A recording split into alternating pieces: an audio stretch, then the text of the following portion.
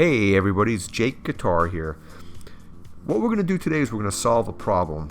Do you see this crack that's under the door here? That is a place where bugs can come in.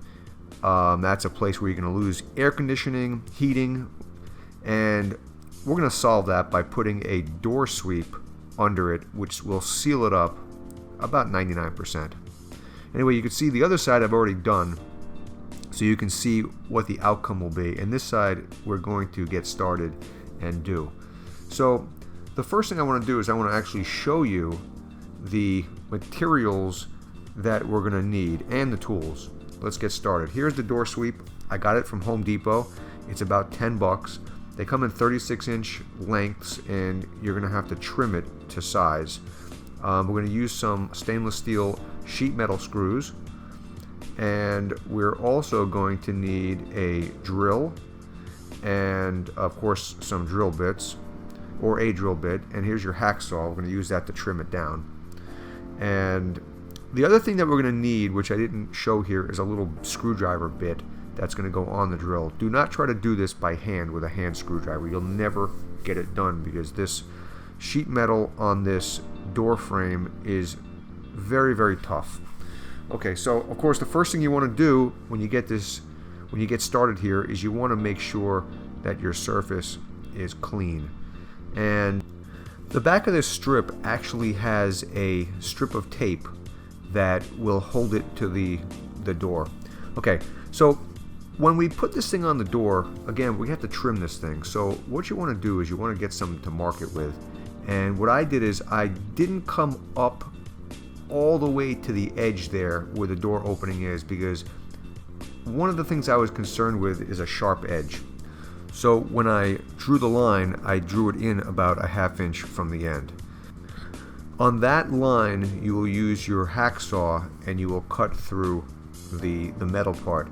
It's made out of aluminum, so it's very easy to cut, and it shouldn't take long to cut through it with a sharp hacksaw blade. The rubber part you could just trim off with a pair of scissors, and then we'll be ready to install this strip.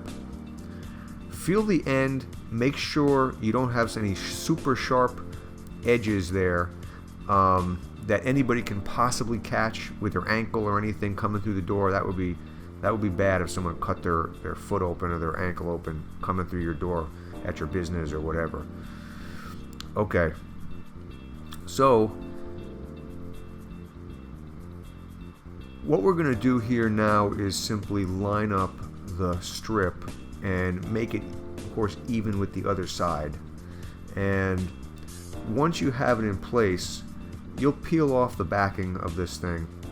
And as I said, it has a pretty strong adhesive tape on the back. So technically when you put this thing on the door, it's going to hold pretty well by itself.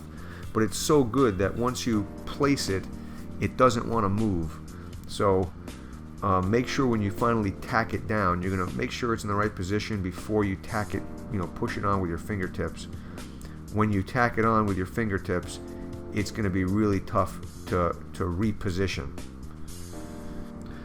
Okay, so I kind of like the position it's in now, and I'm just going to reach in and just go ahead and tack it with my fingertips and push nice and hard, and it's going to be on there. Okay, so I decided to use stainless steel screws, especially because they are down low towards the ground. It's an outdoor exposure, and we're in South Florida. It rains all the time. Most materials, if it's not stainless steel or aluminum, is going to rust if it's not painted. So we're going to use stainless steel here, and we're going to go ahead and drill some holes. Alright, so remember, your drill bit has to be a little smaller than the actual screw size, because if it's not, then the screws won't be able to grab the metal. I had a little bit of problem on the end on this last one. As you can see, I actually broke the bit, and that's just to show you that how tough this door is, and also how cheap the bit was. But that's another story. So I always say, you know, it's good to buy high quality tools. The drill itself is fantastic. It's a DeWalt drill. That thing's got power. The drill bits were definitely junk. So they're not that sharp, and plus they're not very strong. So I had to change the drill bit and go ahead and finish off the hole with a sharp and a new bit.